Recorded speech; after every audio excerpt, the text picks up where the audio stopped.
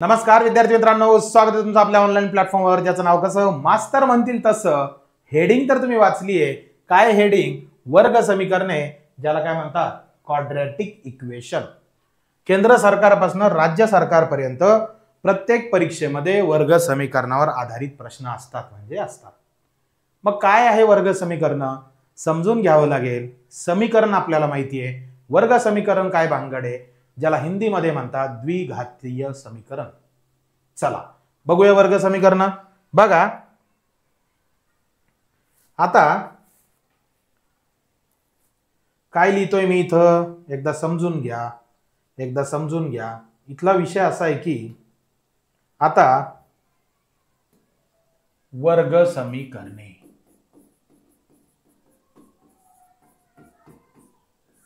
काय हेडिंग? वर्ग समीकरणे. वर्ग समीकरणे म्हणजे काय समजून घ्या. कोणतंही समीकरण, आता ax² अधिक bx अधिक c बरोबर 0. बघा बरं का, ax² अधिक bx अधिक c बरोबर 0 या रूपात असल्यास त्याला काय म्हणतात? त्याला वर्ग समीकरण म्हणतात. बरोबर. मग आता वर्ग समीकरण कसं ओळखायचं? आता मला एक सांगा, ए बी आणि सी याला काय म्हणता येईल? ए बी सी हे कॉन्स्टंट आहे. कॉन्स्टंट म्हणजे त्याची किंमत किती असू शकते? 1 असू शकते, 2 असू शकते, 3 असू शकते. महत्वाचं काय आहे की तुमचा जो x आहे त्याचा घातांक किती पाहिजे? आपल्याला 2 पाहिजे. त्याचा घातांक किती पाहिजे? 2 पाहिजे. बघा मग आता वर्ग समीकरण कोणतंही, समजा तिथे एक लिहिलं मी x² अधिक 4 बरोबर 0. हे वर्ग समीकरण आहे का? तर कोणतंही वर्ग समीकरण आहे की नाही याला जर तुम्हाला चेक करायचंय ना, तर याला काय करायचं? या सूत्रात ठेवायचं. समजा आता मी इथं सूत्र लिहितो, ax² अधिक bx अधिक c बरोबर 0. बरोबर. मग जे सहगुणक आहे ना, आता हा x वर्ग आहे, हा x वर्ग आहे. मग x वर्ग खाली पण आहे. त्यानंतर अधिक 4 आहे, इकडे c आहे. पण x वाला b आहे का? नाहीये. म्हणजे याचा अर्थ काय की हे x वर्ग अधिक 4 जे आहे का, याला असं लिहू शकता ना, x वर्ग अधिक 0x अधिक 4 बरोबर 0. काही फरक पडतोय पहा बरं? काही फरक पडतोय का? म्हणजे x ची किंमत नव्हती ना आपल्याला, तर x च्या सोबत 0 लिहिला, 0x म्हणजे ते 0 होणार आहे. काही फरक पडणार आहे का? नाही. म्हणजे हे दिसायला जरी वर्ग समीकरण नसले तरी याला वर्ग समीकरणाच्या रूपात आपण मांडू शकतो. पटतंय सगळ्याला? आता या ज्या गोष्टी आहेत का, या काही कामाच्या नाही. आपल्याला कामाच्या काय माहिती का? परीक्षेमध्ये आपल्याला वर्ग समीकरण सोडवता आलं पाहिजे. इम्पॉर्टंट पार्ट काय? इम्पॉर्टंट आहे की वर्ग समीकरण सोडवता आले पाहिजे. वर्ग समीकरण सोडवता आले पाहिजे. वर्ग समीकरण सोडवण्यासाठी आपण कोणती पद्धत वापरणार आहोत? पद्धती खूप आहे. सूत्राची पद्धत आहे, त्यानंतर दुसरी आहे फॅक्टरायझेशन मेथड म्हणजे अवयवाची पद्धत. मग आपण जी पद्धत वापरणार आहे ना, ती कोणती वापरणार आहे माहिती आहे? ती वापरणार आहे अवयव पद्धत. कोणती पद्धत? अवयव पद्धत.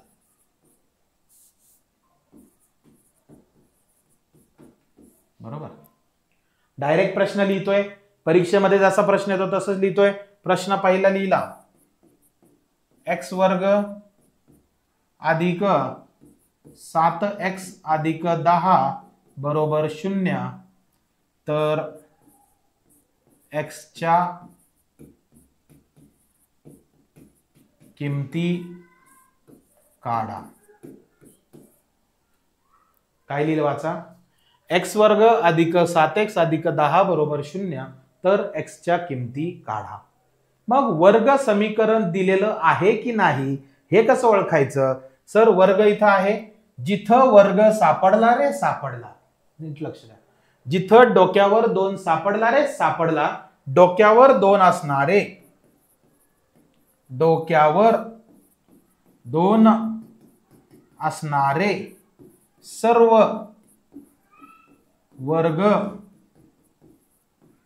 समीकरणच असतात. समजते सगळ्यांना? डोक्यावर 2 सापडलं की ते काय? वर्ग समीकरण आहे. आता हे वर्ग समीकरण आहे, सोडवायचं कसं? तर आपण जी पद्धत वापरतोय तिचं नाव काय? तिचं नाव काय? अवयव पद्धत. कोणती पद्धत आहे? अवयव पद्धत. अवयव कसे पाडायचे ते लक्षात घ्या. आता x वर्ग अधिक 7x अधिक 10 बरोबर 0 या प्रश्नाला आपल्याला सोडवायचं आहे.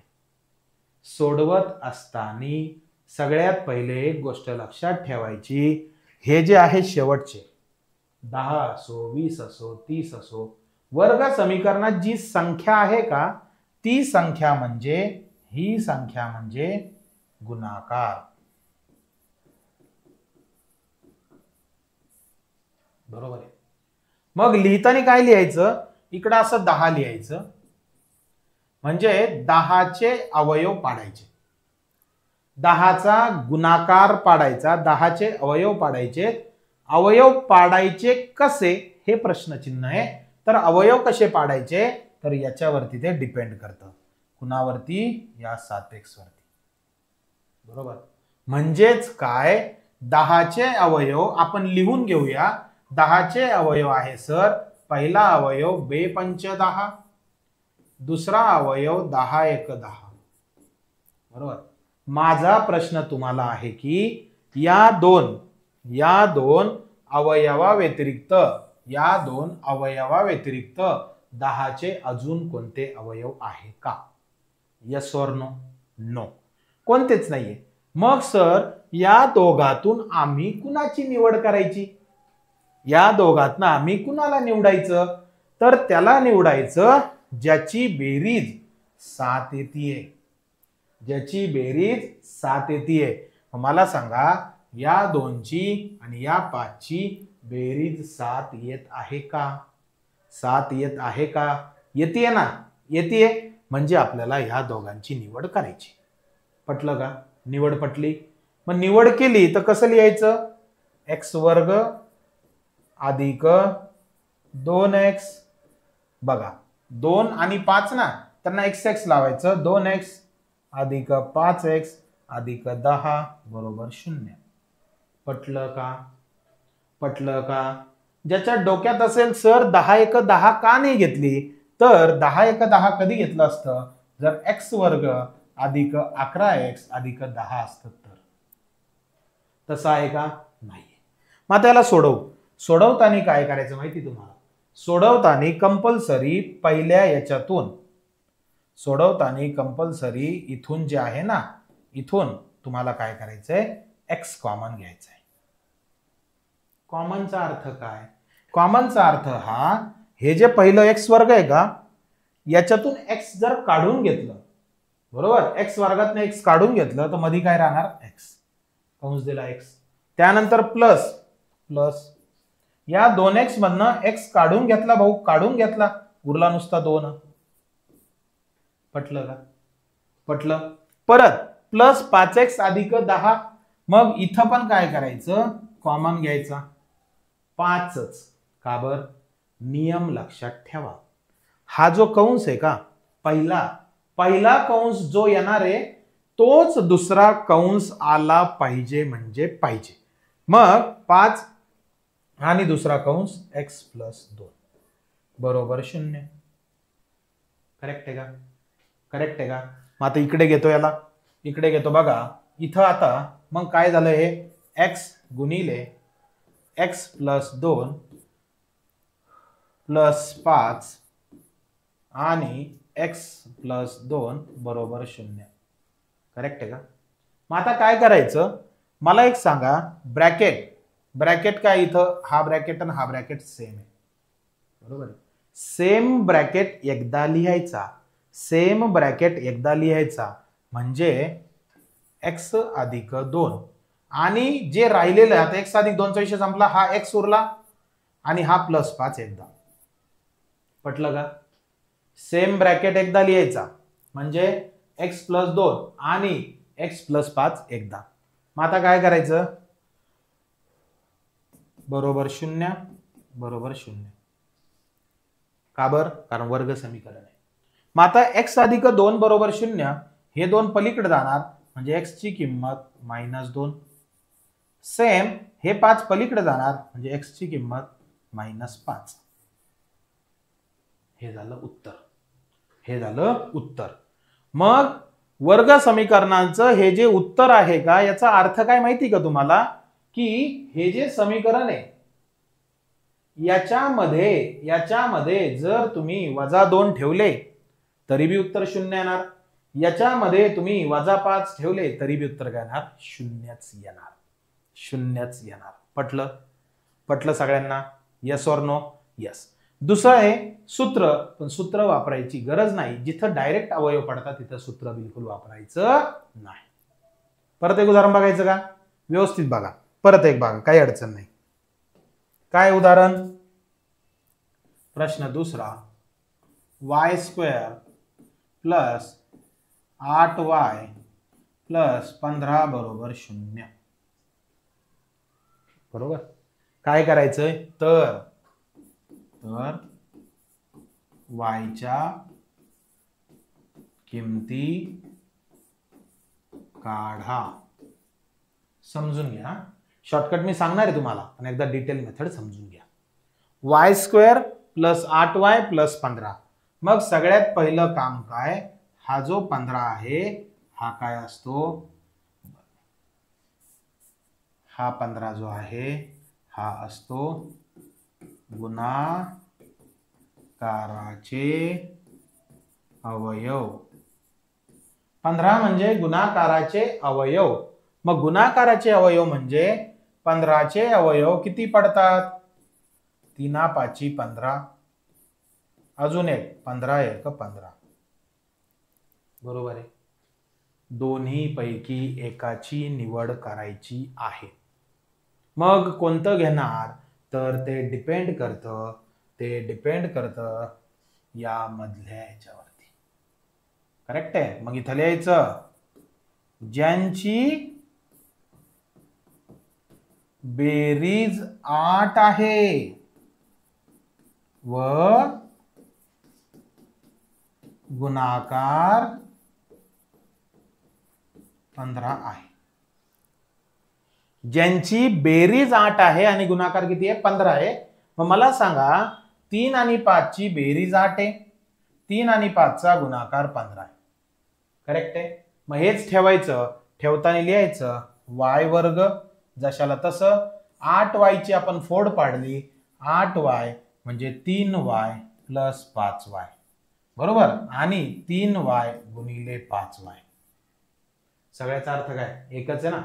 म्हणजे 3y + 5y + 15 बरोबर 0.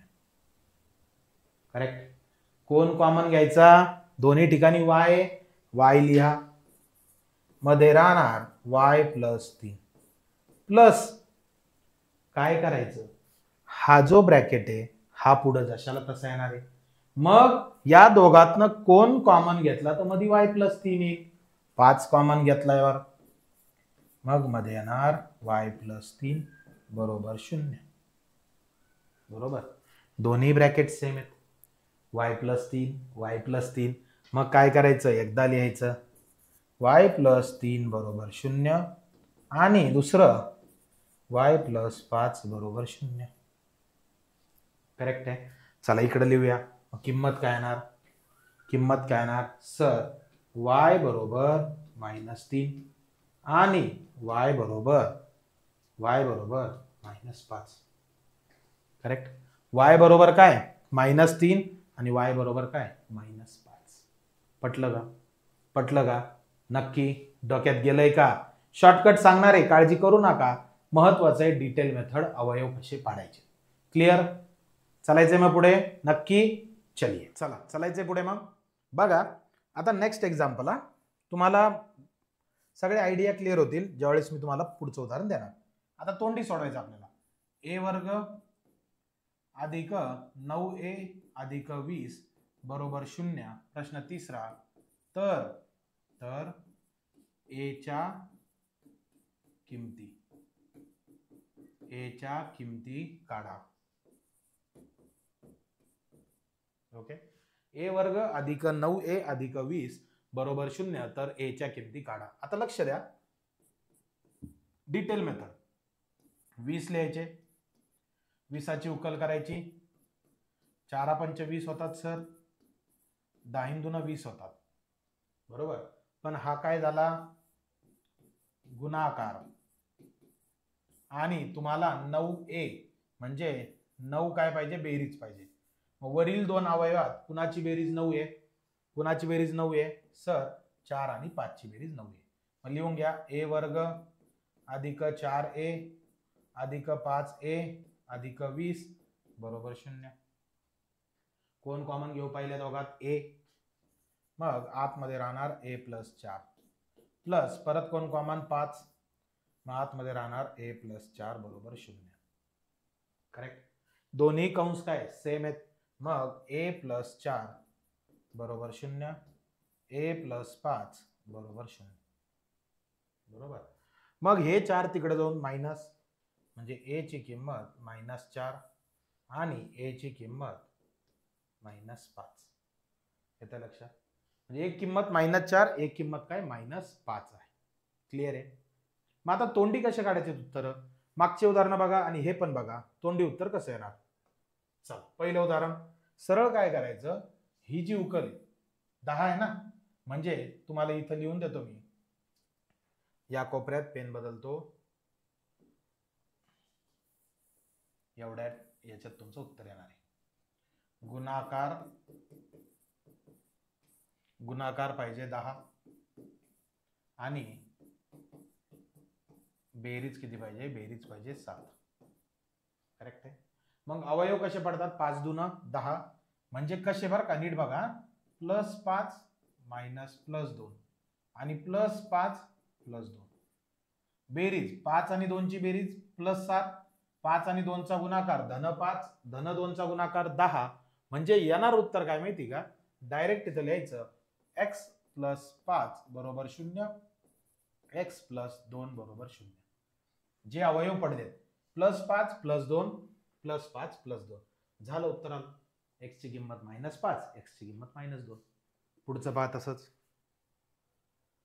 आता +15 बरोबर. मग 15 म्हणजे सर +3 गुणिले +5 आणि 15 म्हणजे 15 ने. आता हा झाला गुणाकार आणि तुम्हाला पाहिजे 8.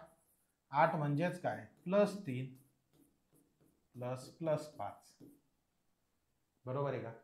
5 आणि 3 चा गुणाकार 15, 5 आणि 3 ची बेरीज किती, 8. म्हणजे परत येणार उत्तर काय, परत येणार उत्तर y, म्हणजे y +3 बरोबर 0 आणि y + 5 बरोबर 0. तर y ची किंमत -3 आणि y ची किंमत -5 झाले. दोन्ही किमती तुमच्या आल्यात. पटतंय, पटतंय. परत पुढचं पहा, तोंडी सोडवूया. हा काय 20, मग 20 ला इथं लिहा 20 सर, 20 चे अवयव +4 गुणिले +5 आणि 20 म्हणजे +4 +5, 5 आणि 4 किती झाले 9, म्हणजे तुमचे अवयव +4 +5 कसं, a + 4 बरोबर 0 आणि a + 5 बरोबर 0. मग a ची किंमत किती येणार, -4. परत a ची किंमत किती येणार, -5. म्हणजे a ची किंमत -4, a ची किंमत -5. झालं उत्तर तुमचं आलंय. क्लिअर आहे का, क्लिअर आहे, पटतंय का, डोक्यात जातंय नक्की. चला पुढचं पहा, आता तोंडी सोडवायचा.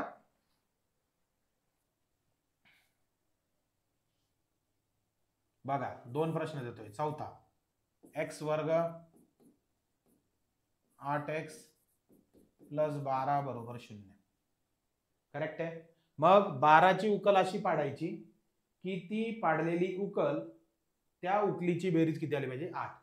आता 12च्या उकल कोणकोणत्या पॉसिबल आहे पहा, 3 × 12 साईन 2 12. मग बेरीज कोणाची 8 येते याची 6 आणि 2 ची, म्हणजे येणार उत्तर x प्लस 6 बरोबर 0, x प्लस 2 बरोबर 0. मग x बरोबर 6 तिकडे जाणार -6, x बरोबर 2 तिकडे जाणार -2. झाले x च्या किमती आल्या, x च्या किमती आल्या. परत एक उदाहरण पहा, 5वं. p वर्ग अधिक 11p अधिक 28 बरोबर 0. मग आता 28 ची उकल पाडायची. 28 ची उकल अशी पाडायची की ती पाडलेल्या उकलेची बेरीज किती आली पाहिजे 11. मग 4 7 28 होतं का पहा बरं. होतं सर. म्हणजे p प्लस 7 बरोबर 0 आणि p प्लस 4 बरोबर 0.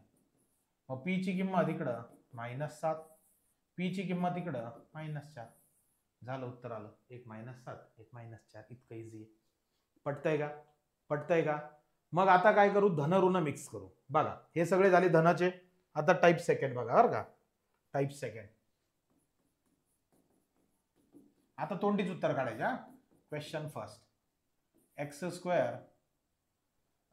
प्लस x मायनस 20 बरोबर 0. आता काय झालं, मायनसने एंट्री केली. कोणी एंट्री केली? मायनसनं. मग ज्यावेळेस गुणाकार, हा काय असतो गुणाकार, गुणाकार ऋण असतो, ऋण असतो तेव्हा अवयव अवयव धन कॉमा ऋण. ओके, म्हणजे 20 लिहायचे. 20चे अवयव 5 चोक 20 पण, 10 दुना 20 पण आणि 20 एक 20 पण. करेक्ट आहे. पटलं का? मग हा जो असतो इथं ऋण असलं, इथं ऋण असलं की हा काय असतो, ही बेरीज नसते, हा असतो फरक. काय असतो? फरक. बरोबर आहे का?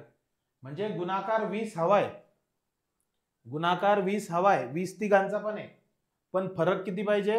हा x आहे, x च्या सोबत कोणीच नाही म्हणजे 1 आहे, तर याच्यापैकी कुणाचा फरक 1 आहे. याच्यापैकी कुणाचा फरक 1 आहे. मला सांगा, 5चा आणि 4चा फरक, 5तून 4 गेला 1 आहे, 10 आणि 2चा 8 नाही, 20 आणि 1चा 19चा फरक नाही. म्हणजे तुम्हाला कोण चालणार आहे? तुम्हाला चालणार आहेत 5 आणि 4. 5 आणि 4. पटलं का? पटलं का? डोक्यात चाललंय का? मग आता मांडणी कशी? मांडणी कशी? तर 5 आणि 4 हे जे धन x आहे, बरोबर. आता बघा 5 आणि 4, 20 इथं लिहायचे, 20 मध्ये गुणाकार धन 5 गुणिले ऋण 4. पहा बरं, तुम्हाला गुणाकार काय पाहिजे? ऋण पाहिजे ना. हा गुणाकार ऋण आहे, पहा आहे ऋण. 5 चोक 20 म्हणजे धन 5 गुणिले ऋण 4. 5 चोक 20 धन 5 गुणिले ऋण 4. म्हणजे 5 चोक 20 पण कसे ऋण आले. आणि बेरीज पाहिजे तुम्हाला, किती? धन आहे. बेरीज कशी आहे? धन आहे. म्हणजे +5 गुणिले -4 आणि हे जे 1 आहेत ना, फरक 1चा, तर +5 -4. बरोबर आहे का? 5तून 4 गेला काय येतो? 1. पटतंय? पटतंय का? मग डिटेल मेथड सोडवायची गरज आहे का नाही? सरळ काय करायचं, हे +5 आणि हे -4 आहे, म्हणजे x +5 बरोबर 0, x -4 बरोबर 0. झालं, तोंडी उत्तर आलं. +5 -4. मग कसं होणार सर? x ची किंमत येणार -5 आणि 4 ची किंमत येणार धन 4. झालं, झालं. -5 आणि +4. क्लिअर आहे? क्लिअर आहे का? परत एक उदाहरण पाहायचं का? तोंडी सोडवायचं आता, तोंडी. हा, चला परत एक उदाहरण पाहू. उदाहरण आहे प्रश्न कितवा चालू आहे आपला? दुसरा, टाईप सेकंडचा. चला, x² प्लस 3x मायनस 40 बरोबर 0. ओके, मग काय करायचं? 40 गुणाकार आहे, गुणाकार किती पाहिजे? 40. 40चे अवयव पाडा. 10 चोक 40, 20 दून 40, 8 पंच 40, 40 एक 40.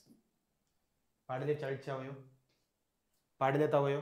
मग आता याच्यात फरक किती पाहिजे तुम्हाला? 3. मग इथं विचारायचं कुणाचा फरक 3 आहे. कुणाचा फरक 3 आहे. मग कुणाचा फरक 3? 10तनं 4 गेले 6, नाही जमत. मग याला फुली मारा, नाही जमत. 20तनं 2 गेले 18, नाही जमत. 8तनं 5 गेले 3, यस सर, जमतंय जमतंय. मग धन कुणाला, ऋण कुणाला? आपल्याला 8 आणि 5 ला असे चिन्ह द्यायचे की त्यांची वजाबाकी केली की उत्तर धन 3 आलं पाहिजे. बरोबर. 8 व 5 ला असे चिन्ह द्या, असे चिन्ह द्या की फरक नाही, असे चिन्ह द्या की उत्तर धन 3 पाहिजे. उत्तर धन 3 पाहिजे. ओके. मग मला सांगा काय येणार? +8 वजा 5 म्हणजे x + 8 बरोबर 0 आणि x वजा 5 बरोबर 0. बघा 8तनं 5 गेले 3, 8तनं 5 गेले 3 आणि धन 8 गुणिले ऋण 5 ऋण 40 म्हणजे आपण बरोबर आहोत. मग इथं किंमत काय येणार? किंमत येणार x बरोबर -8 आणि x बरोबर 5. पटलं? पटलं? डोक्यात गेलं का? गेलंच पाहिजे. चलाच पुढच्या उदाहरणाकडे. नक्की. चलिए नेक्स्ट. काय विषय सर पुढचा? पुढचा असा आहे की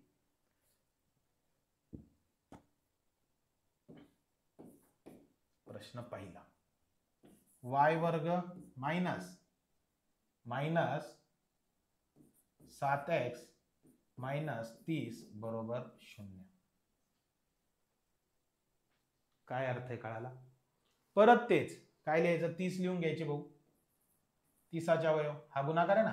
पहिला अवयव 10 त्रिक 30, दुसरा अवयव 15 दून 30, तिसरा अवयव 30 एक 30. ओके. अवयव लिहून घेतले. मग अवयव लिहून घेतल्यानंतर आता काय करायचं की हे जे 7 आहेत बरोबर, म्हणजे कुणाचा फरक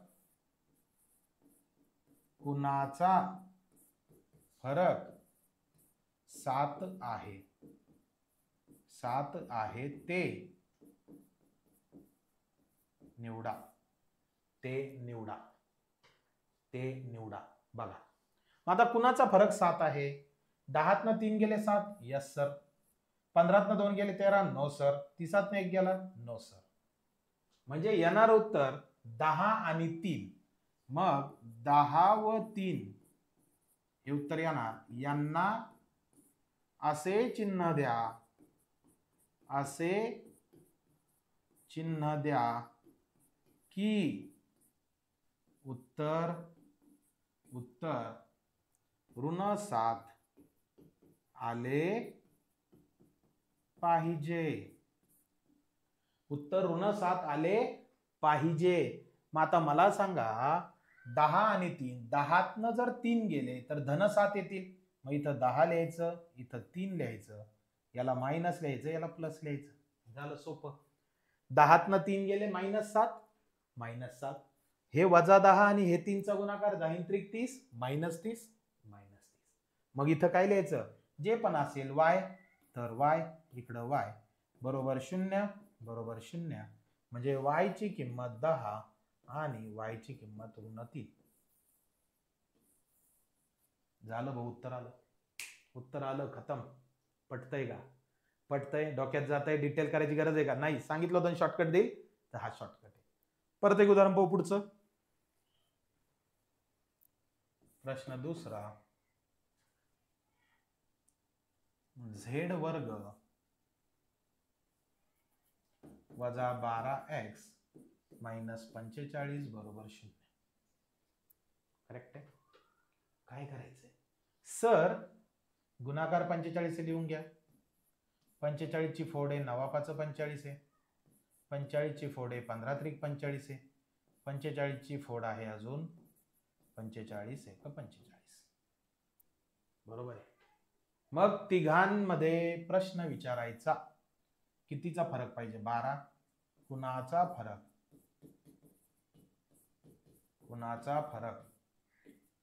12 आहे. कुणाचा फरक 12 आहे. मग कुणाचा फरक 12 आहे? 9 5 गेले 4 नाही जमत. 15 3 गेले 12 नाही. यस सर, जमत. 15 आणि 3. मग इथं लिहायचं 15, इथं लिहायचं 3. चिन्ह द्यायचे. फरक किती पाहिजे? कुणाचा फरक 12 म्हणजे वजाबाकी -12 पाहिजे. म्हणजे याला प्लस -12, याला +3. -15 +3 -12. -15 आणि 3 चा गुणाकार -45. मग झेड ठेवून द्या. झेड बरोबर 0 म्हणजे झेड ची किंमत 15, झेड ची किंमत -3.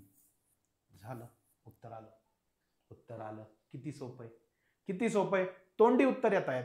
पहिल्या टाईप मध्ये बेरीज होती बघा बरं का. सगळे चिन्ह सारखे असेल तर बेरीज असते, आणि एक चिन्ह धन एक चिन्ह ऋण, तेव्हा काय असतो? फरक असतो. मग सगळे चिन्ह सारख्यामध्ये आता शेवटचा टाईप उरला. शेवटचा बघा टाईप काय आहे? प्रश्न बघा. समजा x² वजा 14x वजा 40 बरोबर 0. करेक्ट आहे का? x² वजा 14x वजा 40 बरोबर 0. उत्तर पॉसिबल आहे का? कसं पॉसिबल नाही? याला जरी धन 40 तुम्ही घेतलं, बरोबर आहे, तर परत काय? 14चा फरक 40चा आहे. म्हणजे चिन्ह जे आहेत ना, ते चिन्ह वर्ग समीकरणाचे जसा प्रश्न असेल त्यानुसार ते येत असतात. बरोबर. आता तुम्हाला सांगतो, जेही टाईप आपण घेतलेत ते टाईप काय करा, व्यवस्थित रिवाइज करा. तुम्हाला आहे ना वर्ग समीकरणात कुठंच अडचण येणार नाही अवयव पाडताना. म्हणजे सुरुवातीला आपण डिटेल मेथड बघितली, नंतर आपण शॉर्ट ट्रिक बघितली. शॉर्ट ट्रिक सगळ्यांना लक्षात आली असेल. तुम्हाला माहिती आपल्या चॅनलचं नाव कसं, मास्तर म्हणतील तसं. याला फॉलो करा, शेअर करा. खूप